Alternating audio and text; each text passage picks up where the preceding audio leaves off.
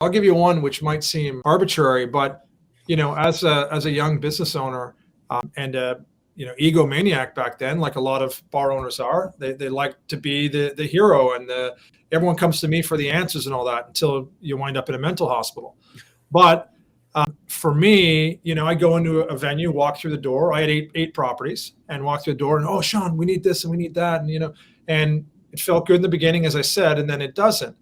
And suddenly, like, I started getting really bad stomach aches, walking up to the door, because I knew I was just going to be faced with this bad news. And we had back then, like, quite analog, but these red books with all the issues. And I go right for the red book. That's what I ate every day, was the red book.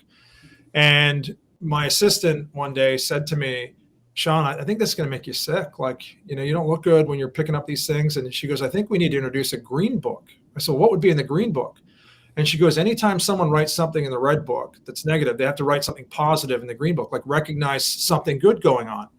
I can tell you what, Sean, like I like the bad news first. So I grabbed the red book and I'd say, okay, I got to deal with this and fix this and whatever. I close that. I pick up the green book. I would come back to life. I would find Sarah and Mark that did this and that. And like, it changed my world, right? You have to balance what you're putting into your brain. And I became addicted to those green books. And then I said, you know what? I'm going to make my number 2 in charge. You deal with the red books now. I got to tackle these green books because these people aren't getting celebrated enough. Yeah. Right. You need to spend 5 or 8 hours a week if you have 8 properties in celebrating all these good things happening. And guess what? When I did, more and more of them happened.